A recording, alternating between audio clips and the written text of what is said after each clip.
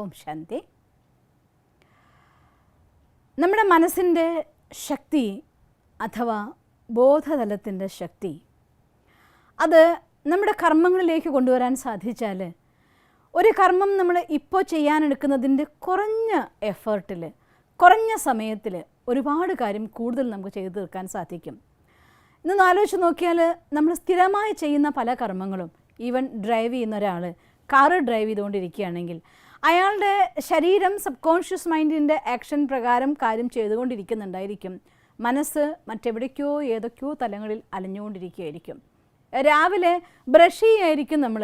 Brush ചെയ്യുന്ന സമയത്ത് മനസ്സ് മറ്റെവിടേക്കോ അലഞ്ഞുകൊണ്ടിരിക്കുന്നുണ്ടാവും. സ്ഥിരമായി കൊടുത്തു വെച്ച ഓർഡർ അനുസരിച്ച് ന്യൂറോൺ പാത്വേ സെറ്റ് ചെയ്ത് വെച്ചിട്ടുണ്ട്. സബ് കോൺഷ്യസ് മൈൻഡ് ഒരു ചെറിയ ഓർഡർ പ്രകാരം ഈ പ്രവൃത്തി നമ്മൾ കർമ്മം കൊണ്ട് ചെയ്തുകൊണ്ടിരിക്കുന്നുണ്ടാവും, കുളിക്കുന്നുണ്ടാവും. റെഗുലർ റൂട്ടീനായി ചെയ്യുന്നതായിട്ടുള്ള ഏതൊരു കാര്യം ചെയ്യുന്ന സമയത്തും നിരന്തരമായി ചെയ്യുമ്പോൾ നമ്മുടെ ബ്രെയിൻ ന്യൂറോൺ പാത്വേ സെറ്റ് ചെയ്യുന്നതിൻ്റെ ആധാരത്തിൽ വളരെ ഈസി ആയിട്ടുള്ള സിമ്പിൾ ആയിരിക്കുന്ന ഡയറക്ഷൻസിലൂടെ സബ് കോൺഷ്യസ് മൈൻഡ് ആ കർമ്മങ്ങളൊക്കെ ചെയ്യിച്ചുകൊണ്ടിരിക്കുന്നുണ്ടാവും. അതേസമയം ബോധ മനസ്സ് മറ്റെന്തെങ്കിലുമൊക്കെ എവിടെയെങ്കിലുമൊക്കെ അലഞ്ഞുകൊണ്ടിരിക്കുന്നുണ്ടായിരിക്കും.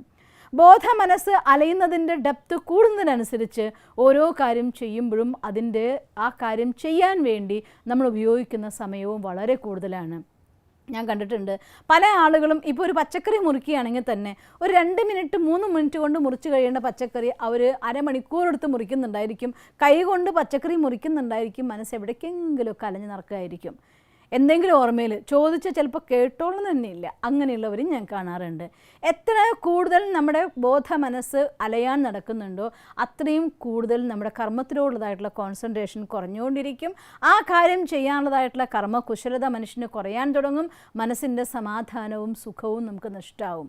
നമ്മുടെ ഒരു കയ്യിൻ്റെ 5 വിരലുകൾ ഇത് ഓരോന്നും ഓരോ ദിശയിലേക്ക് വലിക്കപ്പെടുകയാണെങ്കിൽ ഒരിക്കലും ഒരു കർമ്മം നമുക്ക് നന്നായിട്ട് ചെയ്യാൻ സാധിക്കില്ല. ഒരു മധുരമായ ലഡു ഉരുട്ടണം എന്നുണ്ടെങ്കിൽ ഈ 5 വിരലുകളും ഒത്തുചേർന്ന് പ്രവർത്തിക്കുമ്പോഴാണ് നല്ല ഷേപ്പുള്ള ഒരു ലഡു നമുക്ക് ഉണ്ടാക്കാൻ സാധിക്കുള്ളൂ. അതുപോലെ ഈ ശരീരത്തിലും അതെ, അതിൻ്റെ കർമ്മേന്ദ്രിയങ്ങളെയും ജ്ഞാനേന്ദ്രിയങ്ങളെയും ബോധ മനസ്സും ഉപബോധ മനസ്സും ഒന്നിപ്പിച്ച് പ്രവർത്തിക്കാൻ സാധിച്ചാൽ കോൺഷ്യസ് മൈൻഡും അഥവാ മനസ്സും ബുദ്ധിയും രണ്ടും നമുക്ക് ഒന്നിപ്പിച്ച് പ്രവർത്തിപ്പിക്കാൻ സാധിച്ചാൽ ഒരു കാര്യം വളരെ ചുരുങ്ങിയ സമയം കൊണ്ട് ചെയ്യാൻ സാധിക്കുകയും നമ്മുടെ കോൺസെൻട്രേഷൻ പവർ കൂടുകയും ചെയ്യും. മനസ്സ് പുറത്തലയാൻ പോവുകയും കൈകൊണ്ട് കർമ്മം ചെയ്യുകയും ചെയ്യുന്നൊരവസ്ഥ ഉണ്ടാകുമ്പോഴാണ് ഒരു മനുഷ്യന് സ്ട്രെസ്സ് കൂടുന്നത്, ടെൻഷൻ കൂടുന്നത്, കാര്യങ്ങൾ ചെയ്യാൻ ഒരുപാട് സമയം വേണ്ടി വരുന്നത്. എത്ര സമയം ഉണ്ടായിട്ടും എനിക്ക് സമയം തികയുന്നില്ല എന്നൊരവസ്ഥ ഉണ്ടാവുന്നതിൻ്റെ ഒക്കെ കാരണക്കാരിതാണ്. അതുകൊണ്ട് നമുക്ക് അലഞ്ഞു നടക്കുന്ന മനസ്സിനെ തിരിച്ച് നമ്മളിലേക്ക് കൊണ്ടുവരേണ്ടത് വളരെ അനിവാര്യമായിരിക്കുന്നൊരു ഘടകമാണ്. അതിനൊരു ചെറിയ കാര്യം ഒന്നും ചെയ്യാനില്ല നമുക്ക്. ഈവൻ നമ്മൾ കുളിക്കുക എന്ന് വിചാരിക്കുക. കുളിക്കുകയാണെങ്കിൽ അറിഞ്ഞുകൊണ്ട് കുളിക്കുക. ഞാൻ വെള്ളം ഒഴിക്കുകയാണ്, ഈ സമയത്ത് ഞാൻ സോപ്പ് തേക്കുകയാണ്, ഈ സമയത്ത് വളരെ മനോഹരമായിട്ട് ഞാൻ എൻ്റെ ശരീരത്തിലെ എല്ലാ അഴുക്കും കളയുകയാണ്, കൈകൊണ്ട് ഞാൻ ശരിക്കും മേല് തേച്ച് കുളിക്കുന്നുണ്ട്, നല്ല മസാജിങ് നടക്കുന്നുണ്ട്, സർക്കുലേഷൻ നന്നായി നടക്കുന്നുണ്ട്, ഈ ശരീരം പൂർണ്ണമായിട്ട് ഫ്രഷ് ആവുന്നുണ്ട്. ഈ രീതിയിൽ ചെയ്യുന്ന കർമ്മത്തെ മനസ്സുകൂടി അതിലേക്ക് കൊണ്ടുവന്നുകൊണ്ട് ചെയ്യുക. അതല്ല എന്നുണ്ടെങ്കിൽ മനസ്സ് അതിലേക്ക് കൊണ്ടുവരാൻ കഴിയുമെങ്കിൽ അതിനേക്കാൾ ഹയസ്റ്റ് ആയിരിക്കുന്നൊരു സ്റ്റേജ് ഉണ്ട്. ഇത് ചെയ്യുന്ന സമയത്ത് ഇങ്ങനെയും സങ്കല്പിക്കാം നമുക്ക്, ഭഗവാനെ ജ്ഞാനസൂര്യനായ അങ്ങയുടെ കിരണങ്ങളാൽ ആത്മാവായ എൻ്റെ കുളി നടക്കുന്നു, ഈ ജലം കൊണ്ട് ഞാൻ ഈ ശരീരത്തെ കഴുകിക്കൊണ്ടിരിക്കുന്നു. ക്ഷേത്രവും ക്ഷേത്രജ്ഞനും രണ്ടും ഒരുപോലെ ശുദ്ധിയാവുന്നതായിട്ടുള്ള പ്രക്രിയ.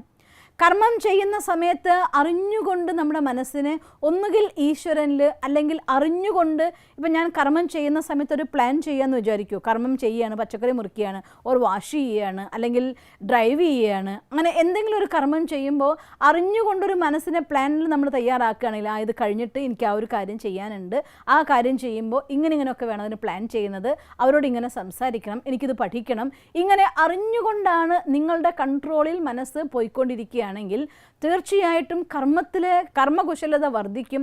കർമ്മം പെർഫെക്റ്റായിട്ട് നമുക്ക് ചെയ്യാൻ സാധിക്കും. കുറഞ്ഞ സമയം അതിനുപയോഗിച്ചാൽ മതിയാവും. ഏറ്റവും ബെസ്റ്റായിട്ട് നിങ്ങൾക്ക് കർമ്മം ചെയ്യാൻ സാധിക്കുക കർമ്മയോഗ എന്ന് പറയുന്ന മെത്തേഡാണ്. കർമ്മ ആൻഡ് യോഗ ഒന്നിപ്പിച്ച് കർമ്മം ചെയ്യുന്ന സമയത്ത് കൂടി അതിനനുബന്ധമായിക്കൊണ്ട്, പച്ചക്കറി മുറിക്കുകയാണെങ്കിൽ ഭഗവാനെ നിൻ്റെ ഉള്ളിൽ നിന്നുള്ളതായിട്ടുള്ള ഊർജ്ജം കൊണ്ട് എൻ്റെ ആത്മാവിൻ്റെ ആഹാരം ഞാൻ നിറയ്ക്കുന്നു, ശരീരത്തിന് ആവശ്യത്തിന് വേണ്ടി ഞാൻ ഈ പച്ചക്കറി മുറിക്കുകയാണ്. അങ്ങനെ ഒരു തോട്ട് ക്രിയേറ്റ് ചെയ്തിട്ടാണ് നിങ്ങൾ ഉണ്ടാക്കുന്നതെങ്കിൽ ഡബിൾ ഗെയിനാണ്. നമുക്ക് 2 നേട്ടങ്ങൾ ഒന്നിച്ചാണ്. മനസ്സിനും ശക്തി നിറയും, ശരീരത്തിനും ശക്തി നിറയും. ഇങ്ങനെ വേണമെങ്കിലും നമുക്ക് കർമ്മം ചെയ്താലും നമ്മുടെ മനസ്സിനെ അലയുന്നതിൽ നിന്ന് തിരിച്ചു പിടിച്ചു കൊണ്ടുവരാനാവും. നിങ്ങൾക്ക് അത്തരത്തിൽ ഈശ്വരനിലേക്ക് മനസ്സർപ്പിക്കാൻ സാധിക്കുന്നില്ല എങ്കിൽ ഒട്ടും വിഷമിക്കാനില്ല. ചെയ്യുന്ന കർമ്മത്തിലേക്കെങ്കിലും നമ്മുടെ മനസ്സിനെ കൊണ്ടുവരണം. ഞാനിപ്പോൾ ഇവിടെ ഇരുന്ന് നിങ്ങളിപ്പോൾ ഈ സ്പീച്ച് കേട്ടുകൊണ്ടിരിക്കുമ്പോൾ മനസ്സ് എവിടെയും പോവാതെ പൂർണ്ണമായിട്ട് മനസ്സിനോട് പറയുക, ഈ സ്പീച്ച് കേൾക്കുകയാണ്, സിസ്റ്റർ പറയുന്ന കാര്യം ഞാൻ കണ്ടുകൊണ്ട് ഞാൻ കേൾക്കുകയാണ് എന്ന ഒരു പ്ലാൻ ചെയ്താൽ കണ്ട് കേൾക്കുക. അതെങ്ങനെയാണ്? പച്ചക്കറി മുറിക്കുക എന്ന് സിസ്റ്റർ പറയുമ്പോൾ ഞാൻ പച്ചക്കറി മുറിക്കുകയാണ്, എൻ്റെ തലയ്ക്ക് മേലെ ഈശ്വരൻ വന്നിരിക്കുന്നു, അവിടെ മുകളിലൊരു പ്രകാശം വന്നിരിക്കുന്നു. അങ്ങനെ തലയ്ക്ക് മേലെ നിൽക്കുന്ന ആ പ്രകാശത്തിൻ്റെ കിരണങ്ങൾ എന്നിൽ വർഷിച്ചുകൊണ്ട് ഞാൻ പച്ചക്കറി മുറിക്കുന്നു എന്നുള്ളത് നിങ്ങൾ വിഷ്വലൈസ് ചെയ്തുകൊണ്ടാണ് ഇത് കേൾക്കുന്നതെങ്കിൽ ഒരിക്കലും ഈ പോയിന്റ് മറക്കുന്ന പ്രശ്നമേ ഇല്ല. പലപ്പോഴും പല കാര്യങ്ങളും കേട്ട് മറന്നു പോകുന്നതിൻ്റെ രഹസ്യം എന്തുകൊണ്ടാണ്? അത് കേൾക്കുന്ന സമയത്ത് ഈ കർണങ്ങളിലൂടെ ശബ്ദം വരുന്നുണ്ട്, അതിവിടെ എത്തുന്നുണ്ട്, അത് 50%. ബാക്കി 50% മറ്റേതെങ്കിലും കാര്യങ്ങളെ അതിനുമായിട്ട് ഓർമ്മിപ്പിച്ച് അതിനെ ലിങ്ക് ചെയ്ത് അസോസിയേറ്റ് ചെയ്ത് എവിടേക്കെങ്കിലും പോയിട്ടുണ്ടാവും. അപ്പോഴാണ് പ്രോപ്പറായിട്ടുള്ള രീതിയിൽ കേൾവി നമുക്ക് സംഭവ്യമല്ലാതാകുന്നത്. അതുകൊണ്ട് കണ്ട് കേൾക്കുന്ന സമയത്ത് നമ്മൾ ആ കേൾക്കുന്നതിലേക്ക് പൂർണ്ണമായിട്ടുള്ള കോൺസെൻട്രേഷൻ, നമ്മൾ കണ്ട് ചെയ്യുന്ന സമയത്ത് ആ ചെയ്യുന്നതിലേക്ക് പൂർണ്ണമായിട്ടുള്ള കോൺസെൻട്രേഷൻ, കണ്ട് വായിക്കുന്ന സമയത്ത് ആ വായിക്കുന്ന കാര്യത്തിൽ പൂർണ്ണമായിട്ടുള്ള ഇൻവോൾവ്മെൻറ്റ്, എന്തൊരു കാര്യം ചെയ്യുമ്പോഴും അതിൽ പൂർണ്ണമായിട്ട് ഇൻവോൾവ് ആവാൻ വേണ്ടി കാണാത്ത ശക്തിയായി അലഞ്ഞു നടക്കുന്ന മനസ്സിനെ ആ കർമ്മത്തിലേക്ക് എപ്പോഴൊക്കെ നിങ്ങൾക്ക് പറ്റുന്നു നിങ്ങളിത് ചെയ്തു നോക്കിയാൽ നമുക്കറിയാം. പലപ്പോഴും ഒരു കാര്യം ചെയ്യാൻ തുടങ്ങുമ്പോൾ, ഒരു സിമ്പിളായിട്ട് ഉദാഹരണം പറഞ്ഞാൽ ആഹാരം കഴിക്കാൻ തുടങ്ങുമ്പോൾ ഒരു ഉരുള ഭഗവാന്റെ ഓർമ്മയിൽ രണ്ടാമത്തെ ഉരുളയാകുമ്പോഴേക്കും വേറെ എന്തെങ്കിലും ഓർമ്മ വരും. അവർ പറഞ്ഞ കാര്യം, ഇവർ പറഞ്ഞ കാര്യം, അത് ചെയ്യാനുള്ള കാര്യം, ഇത് ചെയ്യാനുള്ള കാര്യം, മനസ്സ് അലയാൻ പോയി എന്നർത്ഥം. ഓരോ ഉരുള കഴിക്കുന്ന സമയത്തും അത് ആസ്വദിച്ചു, ഹായ് ഭഗവാൻ തന്നതായിരിക്കുന്ന ഈ അന്നം, ഇതെത്ര ശക്തിയാണ്, എത്ര ഊർജ്ജമാണ്, ഞാൻ ഈശ്വരൻ്റെ ഓർമ്മയിൽ എൻ്റെ വായിലേക്ക് ഇടുകയാണ്. ഇങ്ങനെ കഴിക്കുകയാണെങ്കിൽ ആ കഴിക്കുന്ന കുറച്ച് അന്നം തന്നെ ഒരുപാട് ശക്തി നമ്മുടെ ശരീരത്തിന് തരുന്നതാണ്. അതുകൊണ്ട് എന്ത് കർമ്മം ചെയ്യുമ്പോഴും ആ കർമ്മത്തിലേക്ക് നമ്മുടെ മനസ്സിനെ കൊണ്ടുവരാൻ സാധിക്കുമെങ്കിൽ ആ ചെയ്യുന്ന കർമ്മത്തിൻ്റെ അവെയർനെസ് നമ്മുടെ ബോധതലത്തിൽ പ്രവർത്തിക്കാൻ തുടങ്ങുകയും അത് നമ്മളെ ആ കർമ്മത്തിനനുബന്ധമായിക്കൊണ്ട് അതിൻ്റെ സക്സസ്സിലേക്ക് കൊണ്ടുപോകാൻ, വിജയത്തിലേക്ക് കൊണ്ടുപോകാൻ, അതിനെ പെർഫെക്ഷൻ ആക്കാൻ, അതിൻ്റെ പരിപൂർണതയിൽ എത്തിക്കാൻ വേണ്ടി എന്തൊക്കെ അതിന് ചേർക്കേണ്ട ഇൻഗ്രീഡിയൻസ് ഉണ്ടോ അതെല്ലാം അതിൻ്റെ ചേരുവകളെ ചേർത്ത് അതിനെ ശക്തമായിരിക്കുന്ന ഒരു ഐറ്റം ആക്കി കൊണ്ടുവന്ന് പുറത്തേക്ക് കൊണ്ടുവരും. അതിൻ്റെ പെർഫെക്ഷൻ അത് ചെറിയ കാര്യം മുതൽ വലിയ കാര്യം വരെ എല്ലാ കാര്യത്തിലും നമുക്ക് കാണാൻ സാധിക്കുകയും ചെയ്യും. അതിനെയാണ് ഈ പ്രസൻറ്റിൽ ജീവിക്കുക എന്ന് പറയുന്നത്. ഞാനിപ്പോൾ പച്ചക്കറി മുറിക്കുകയാണ്, ആ പച്ചക്കറി മുറിക്കലാണ് ഞാനുള്ളത്. ഞാനിപ്പോൾ വായിക്കുകയാണ്, ഞാൻ വായിക്കുന്നതിലാണ് ഉള്ളത്. ഞാൻ ഡ്രൈവ് ചെയ്യുകയാണ്, ഞാൻ ഡ്രൈവ് ചെയ്യുന്നതിലാണ് ഉള്ളത്. അങ്ങനെ എന്ത് കർമ്മമാണോ ചെയ്യുന്നത് അതിലേക്ക് ആദ്യം അലയുന്ന മനസ്സിനെ പിടിച്ചു കൂട്ടിക്കൊണ്ടുവരാൻ ബെസ്റ്റ് മെത്തേഡ് ആ ചെയ്യുന്നതിലേക്ക് ഇങ്ങോട്ട് പോവാം. മനസ്സ് പുറമെ പോവുകയാണെങ്കിൽ, ഇപ്പോൾ ഡ്രൈവ് ചെയ്യുകയാണ്, നോക്കി ഈ റോട്ടിലാണ് പോകുന്നത്, ഇന്നെ കാര്യമാണ് നടക്കുന്നത്, അതിലേക്ക് മനസ്സിനെ കൊണ്ടുപോവാം. അടുത്ത നിമിഷം അവിടെ നിൽക്കുന്നില്ല എങ്കിൽ നമുക്ക് ഒരു സ്റ്റെപ്പ് കൂടെ കൂട്ടാം. വിളിക്കുക ഈശ്വരനെ കൂടെ, ഈശ്വരനെ കാണ്. ആ പ്രകാശം നമ്മുടെ കൂടെ ഒരു രക്ഷാകവചമായി കൊണ്ട് ചുറ്റും നമ്മുടെ വണ്ടിക്ക് ചുറ്റും നിൽക്കുകയാണ്. ആ കവചത്തിനുള്ള ഞാൻ പോയിക്കൊണ്ടിരിക്കുന്നത്. ഇങ്ങനെ മനസ്സിനൊരു പ്ലാനിങ് കൊടുത്തുകൊണ്ട് എപ്പോഴും അവെയർ ആയിക്കൊണ്ട് ഒരു ബോധവാനായിക്കൊണ്ട് ചെയ്യുന്ന കർമ്മത്തിലേക്ക് മനസ്സിനെ വലിച്ചു കൊണ്ടുവരിക, ഈശ്വരൻ്റെ കൂടെ കണക്ട് ചെയ്ത് കൊടുത്തുകൊണ്ടിരിക്കുക. ഇങ്ങനെ നമ്മൾ ചെയ്യുകയാണെങ്കിൽ ഏതൊരു കർമ്മം ചെയ്യുമ്പോഴും ആ കർമ്മത്തിലേക്ക് പൂർണ്ണമായിട്ട് ഏകാഗ്രത കിട്ടാൻ തുടങ്ങും. അതിൻ്റെ ബെനിഫിറ്റ് എന്തൊക്കെയാണ്? എന്ത് കർമ്മം ചെയ്യുമ്പോഴും കർമ്മത്തിലേക്ക് നിങ്ങളുടെ മനസ്സിനെ കൊണ്ടുവരിക എന്ന് വെച്ചാൽ അർത്ഥം നമ്മുടെ മനസ്സും ബുദ്ധിയും ഒന്നിച്ച് പ്രവർത്തിക്കാൻ തുടങ്ങും.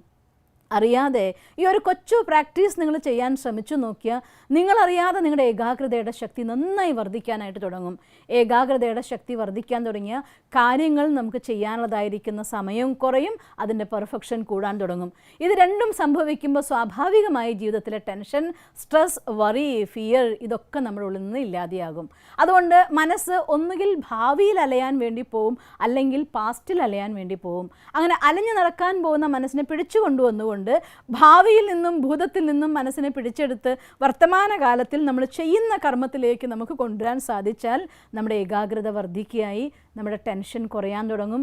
മനസ്സിൻ്റെ അലയുന്ന ശീലം ഇല്ലാതാകുന്നതോടുകൂടി തന്നെ എവിടെ എന്ത് പറയുന്നോ നിങ്ങൾ അത് പ്രകാരം നമ്മുടെ മനസ്സനുസരിക്കാനായിട്ട് തുടങ്ങും. മനസ്സ് അനുസരിക്കാനായി തുടങ്ങിയെന്ന് വെച്ചാൽ അർത്ഥം നിങ്ങളുടെ ജീവിതത്തിലെ ഓരോ കർമ്മത്തിലും നമ്മൾ ആനന്ദം അനുഭവിക്കാൻ തുടങ്ങും. ഈ ആനന്ദമാണ് നമുക്ക് നമ്മുടെ ജീവിതത്തിലെ ഏത് ജോലി ചെയ്യുമ്പോഴും, ഏത് സ്ഥലത്താണെങ്കിലും, ഏത് രീതിയിലാണെങ്കിലും അതിൽ നിന്നൊക്കെ ജീവിതത്തെ സുഖകരമായി തോന്നാൻ, ഈ ജീവിതം നമുക്ക് ജീവിച്ചു മതിയായില്ലെന്ന് പറയുന്ന രീതിയിൽ ജീവിക്കാൻ നമ്മുടെ ജീവിതത്തെ ശക്തമാക്കി മാറ്റുന്നത് നമ്മുടെ മനസ്സും ബുദ്ധിയും നമ്മുടെ കൂടെ ഉണ്ടാവുമ്പോൾ, ഏകാഗ്രതയോടെ കർമ്മം ചെയ്യാൻ തുടങ്ങുമ്പോൾ ഓരോ നിമിഷവും നമുക്ക് ആസ്വാദ്യകരമായിട്ട് മാറും. അതേസമയം അലയുന്ന മനസ്സും ചെയ്യുന്ന കർമ്മവും തമ്മിലാണെങ്കിൽ രണ്ടും ഒരു ബന്ധമില്ലാതിരിക്കാൻ തുടങ്ങും. പതുക്കെ പതുക്കെ കർമ്മങ്ങളിൽ നിങ്ങളുടെ കുശലത കുറയാൻ തുടങ്ങും. ജീവിതത്തിൽ ചെയ്തതൊന്നും ജയിക്കാത്ത അവസ്ഥയാവും. മനസ്സിൻ്റെ അലച്ചിൽ തന്നെ ഒരു മനുഷ്യൻ്റെ ഏറ്റവും വലിയ സങ്കട കാരണവുമായി തീരാറുണ്ട്. അതുകൊണ്ട് ഈ ഒരു കൊച്ചു പ്രാക്ടീസ് ചെയ്ത് നോക്കണം. നിങ്ങൾ എന്ത് കർമ്മം ചെയ്യുമ്പോഴും ആ കർമ്മത്തിലേക്ക് നിങ്ങളുടെ മനസ്സിനെ ആദ്യം കൊണ്ടുപോവുക. എന്നിട്ട് അവിടെ ഈശ്വരൻ്റെ അടുത്തേക്ക് കണക്ട് ചെയ്ത് കൊടുക്കുക. എങ്കിൽ എന്തൊരു സുഖകരമായിരിക്കുന്നറിയോ നമ്മുടെ കർമ്മം. ആ കർമ്മയോഗി ജീവിതമാണ് നമ്മുടെ ജീവിതത്തിൻ്റെ വിജയവും സന്തോഷവും പ്രദാനം ചെയ്യുന്നത്. അതുകൊണ്ടൊരു ചെറിയ പ്രാക്ടീസാണ് ഇത്. ഏത് തിരക്കുള്ള ആൾക്കും എപ്പോഴും ചെയ്യാൻ പറ്റുന്ന കാര്യമാണ്.